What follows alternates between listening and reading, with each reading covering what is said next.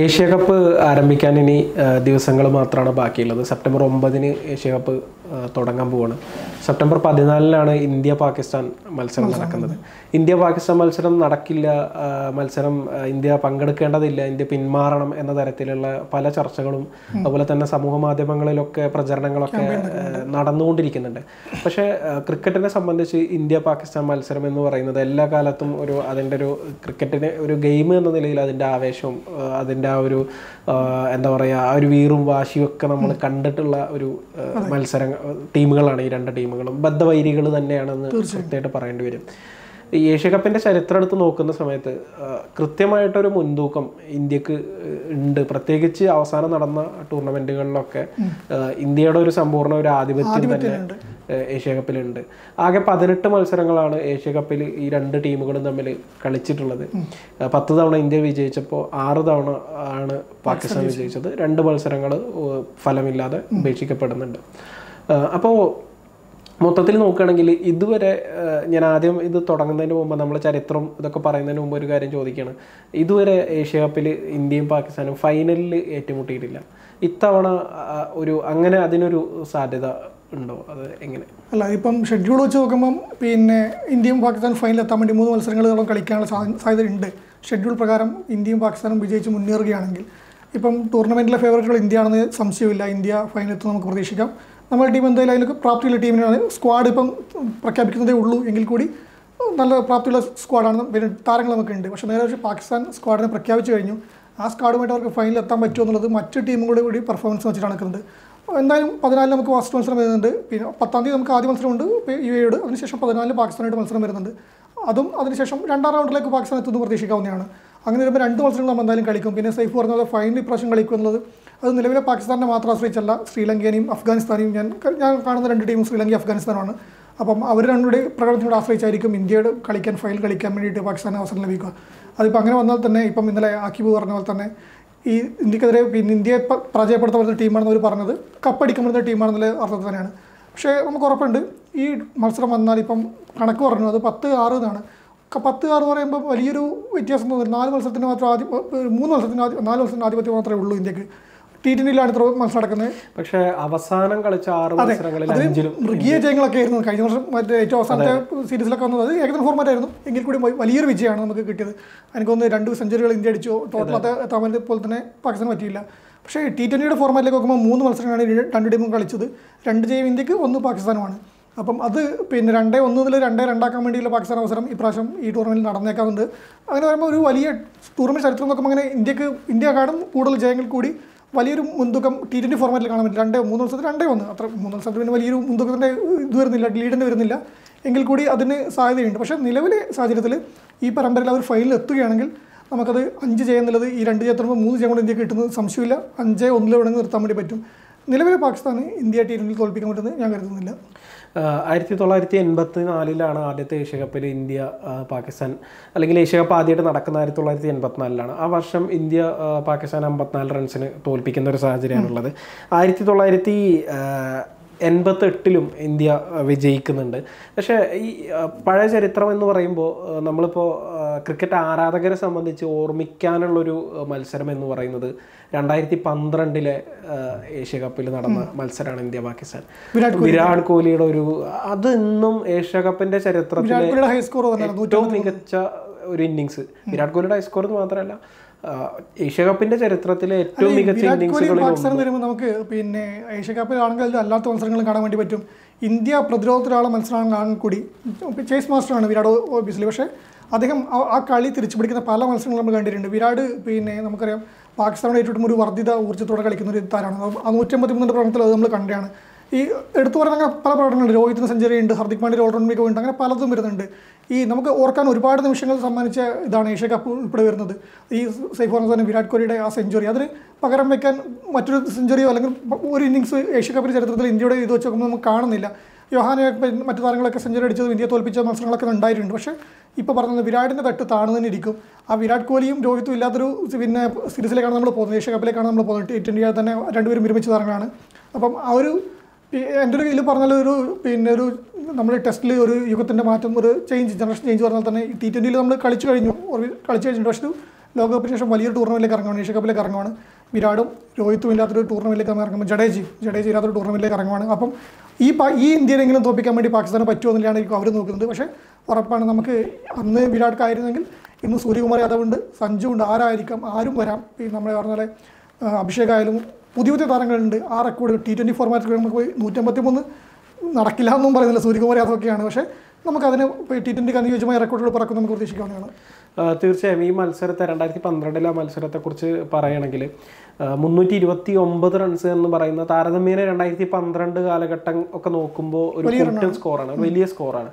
അത് ചേസ് ചെയ്ത് ജയിക്കുക എന്ന് പറയുന്നത് സ്വാഭാവികമായിട്ടും ഒരു അതായത് നമ്മുടെ എപ്പോഴും എല്ലാ കാലത്തും നമ്മൾ ആളുകളും ആരാധകരെ കുറ്റുനോക്കുന്ന ഒരു മത്സരമാണ്. ഒരു സമ്മർദ്ദം തീർച്ചയായിട്ടും ഇന്ത്യ ടീമിന് ഉണ്ടാകുന്ന ഒരു സാഹചര്യത്തിലാണ് വിരാട് കോഹ്ലി 330 റൺസ് ചേസ് ചെയ്യുന്നത്. അത് ഒരു വിരാട് കോഹ്ലിനെ പോലുള്ള ചില താരങ്ങൾക്ക് മാത്രം സാധിക്കുന്ന ഒരു കാര്യമല്ലേ? അത് നമ്മൾ എടുത്തു പറയേണ്ടല്ലേ? ഇതാണ് ഞാൻ നേരത്തെ പറഞ്ഞത്. ചേസ് ചെയ്യുമ്പോൾ വിരാട് കോഹ്ലി നമ്മൾ വിരാടിൻ്റെ കരിയർ തുടക്കം മുതൽ നമ്മൾ കാണുന്നത്. ചേസ് ചെയ്യുമ്പോൾ അദ്ദേഹത്തിന് ഒരു പ്രത്യേകതര ഒരു എങ്ങനെയും പുറത്താവില്ല, ജയത്തിലേക്ക് എത്തിക്കുന്നത് 13 ബോളറും ബാക്കി നിൽക്കുകയാണ് ആ മത്സരത്തിൽ നമ്മൾ ജയിച്ചെന്ന് തോന്നുന്നത്. ആ മത്സരത്തിലേക്ക് എത്തിക്കുമ്പം ഈ 4 വിക്കറ്റും ബാക്കിയുണ്ട്, 6 വിക്കറ്റ് ബാക്കിയുണ്ട് തോന്നുന്നല്ലേ.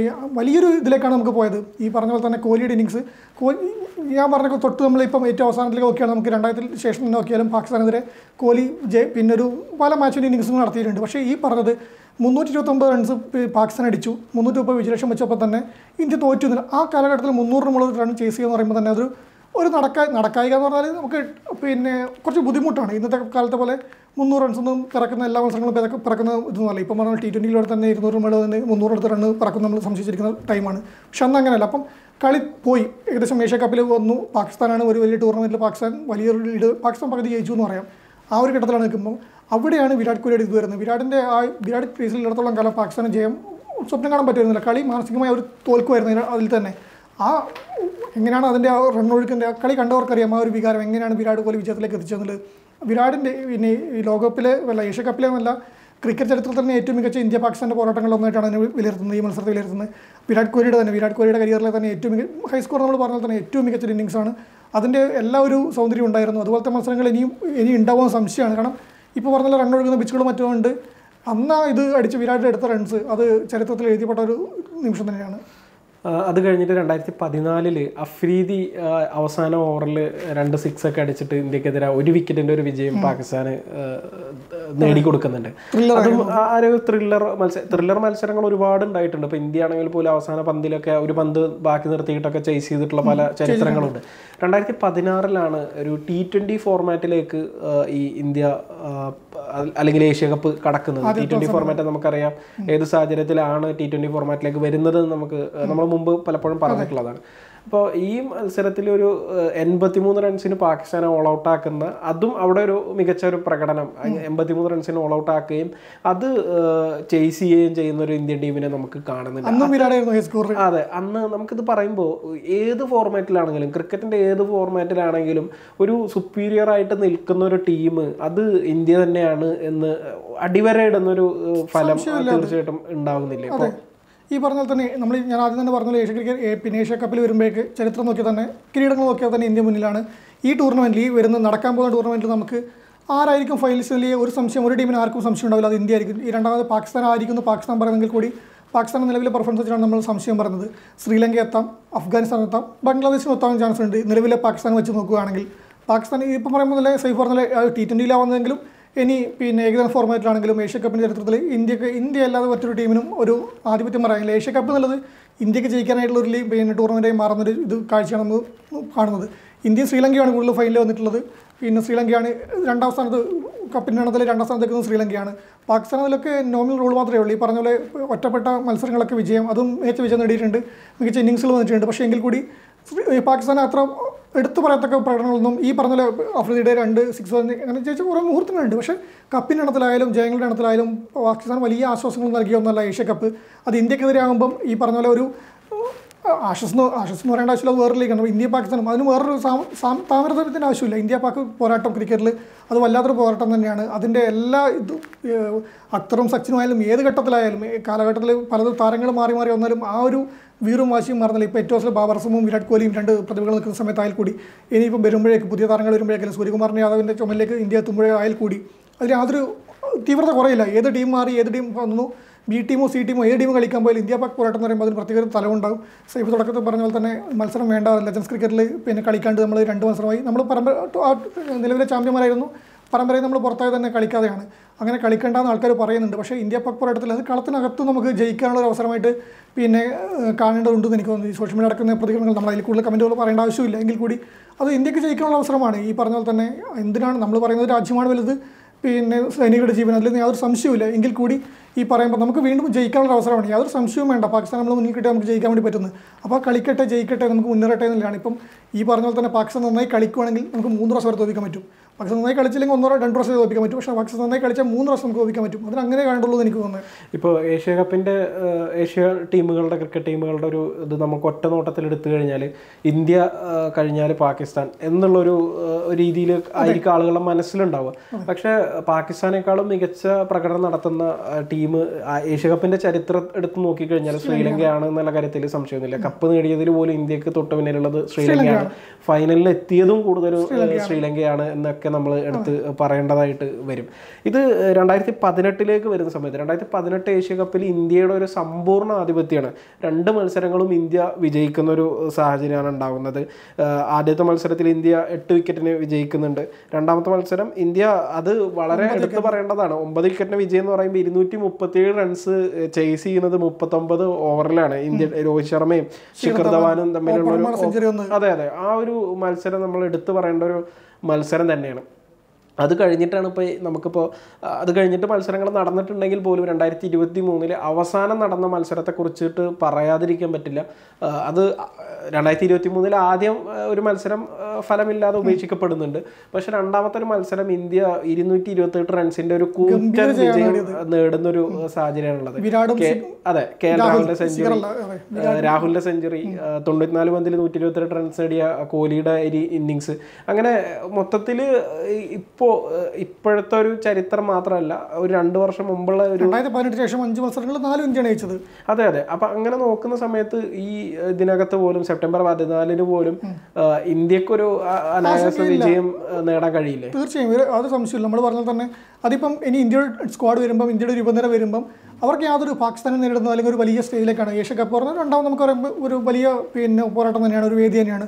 പക്ഷെ അതാണെന്ന് യാതൊരു സമ്മർദ്ദത്തിൻ്റെ ആവശ്യമില്ല. പാകിസ്ഥാൻ വരുന്നത് എനിക്കൊന്ന് ഞാൻ എൻ്റെ പേഴ്സണലി ഇത് പറഞ്ഞതാണ്, ശ്രീലങ്കേനെ അഫ്ഗാനിസ്ഥാനെ കാണുന്നില്ല. ശ്രീലങ്കേനെ നമ്മളിപ്പം ചരിത്രം പറയുമ്പോൾ അതും കൂടെ പറയണല്ലോ. ശ്രീലങ്കയുടെ പഴയ പ്രതാപത്താണോ ശ്രീലങ്ക വെച്ചാൽ അല്ല എന്ന് പറയേണ്ടി വരും. പക്ഷേ അവർക്കും ഈ പാകിസ്ഥാൻ അത്ര പതനം ഉണ്ടോ വെച്ചാൽ ഇല്ല എന്നാണ്. ഈ അഫ്ഗാനൊക്കെ പോലെ തന്നെ ഒരു വലിയ വെല്ലുവിളി എങ്ങനെ ആകുന്നുള്ള തരത്തിൽ പാകിസ്ഥാൻ നമ്മളങ്ങനെ കണക്കാക്കുന്നത്. പക്ഷേ അപകടകാരിയായിട്ട് കണക്കാക്കേണ്ട ആവശ്യമില്ല. പക്ഷേ പാകിസ്ഥാനാണ് ആരോടും ജയിക്കും ആരോടും തോക്കും. നമ്മൾ ഈ ദക്ഷിണാഫ്രിക്കയൊക്കെ പറഞ്ഞാൽ തന്നെ അങ്ങനത്തെ ഒരു ടീം തന്നെയാണ്. അയാത് സംശയമില്ല. ഏത് വേദിയിൽ ആരോടും ജയിക്കാനും ഏത് കുഞ്ഞൻ ടീമിനോട് തോൽക്കാനും വരുന്ന ടീമാണ് പാകിസ്ഥാൻ. അപ്പം പക്ഷേ എന്ന് പറയുമ്പോഴും ഇന്ത്യയുടെ ഈ പറഞ്ഞ പോലെ തന്നെ ഇതിലേക്ക് വരുമ്പം ഈ നിലവിലെ ടീമിനെ നോക്കുമ്പം അവർക്ക് ഇന്ത്യക്ക് ഒരു വലിയ എതിരാളി ആയിരിക്കുമെന്ന് എനിക്ക് തോന്നില്ല. പക്ഷേ ഇനി അവരിപ്പോൾ 228 റൺസ് നമ്മൾ ജയിച്ച അവസാന പോരാട്ടം പറയുമ്പോൾ അതാണെങ്കിൽ കൂടി അതെ, അങ്ങനെ ആണെങ്കിൽ കൂടി നമുക്കത് ആ മത്സരത്തിന് ഒരു വീറും വാശി ഒരു പോരാട്ടം ഉണ്ടായിരുന്നു. ഇത് ഏകപക്ഷീയമായിട്ട് തന്നെ കളി വരുന്ന സമയത്തായി കൂടി കളിക്കൊരു അലസത തോന്നിയേക്കാം മറ്റു ടീമുകളുടെ മത്സരം വരുമ്പോൾ. പക്ഷേ ഇന്ത്യയും പാകിസ്ഥാനും ആകുമ്പോൾ ആ വീറും വാശി അവസാന കളി ജയിച്ച് പിന്നെ അമ്പയർ കളി നിർത്തുന്നത് വരെ ആ ഒരു സംശയം ഉണ്ടാവില്ല, ആ വീറും വാശി ഉണ്ടാകും. അപ്പം 14 നടക്കുന്ന ദിവസത്തിന് ആ വീറും വാശിയോടെ അതിന് ഈ പുറത്തെ ചർച്ചകളൊക്കെ ഒരു ഇന്ധനാവുകയുള്ളൂ. അതിലേക്ക് നമ്മൾ എത്തും. അവിടെ ഈ പറഞ്ഞ പോലെ തന്നെ ഇന്ത്യ മികച്ച രീതിയിൽ ജയിക്കും. ഗ്രൂപ്പ് ഘട്ടത്തിലെത്തുമ്പോൾ അവിടെയും ജയിക്കും. ഫൈനലിലേക്ക് അവർക്ക് എത്താൻ പറ്റുമെങ്കിൽ അവർ എത്തട്ടെ, നമുക്ക് അവിടെയും തോൽപ്പിക്കാം.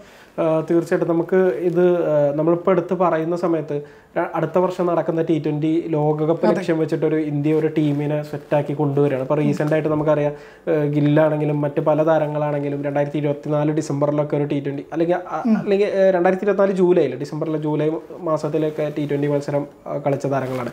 പിന്നെ അതിനുശേഷം അവർ T20 കളിച്ചിട്ടില്ല. മാത്രമല്ല ദക്ഷിണാഫ്രിക്ക, ശ്രീലങ്കയ്ക്കെതിരെയാണ് അവർ അവസാനം കളിച്ചത്. ദക്ഷിണാഫ്രിക്ക, ബംഗ്ലാദേശ്, ഇംഗ്ലണ്ട് ഈ 3 ടീമുകൾക്കെതിരെ നടന്ന T20 പരമ്പരയിൽ ഇന്ത്യ ഒരു മികച്ച വിജയം നേടുന്നൊരു സാഹചര്യം കൂടി. അതെ, ഒരു പുതിയ ടീം.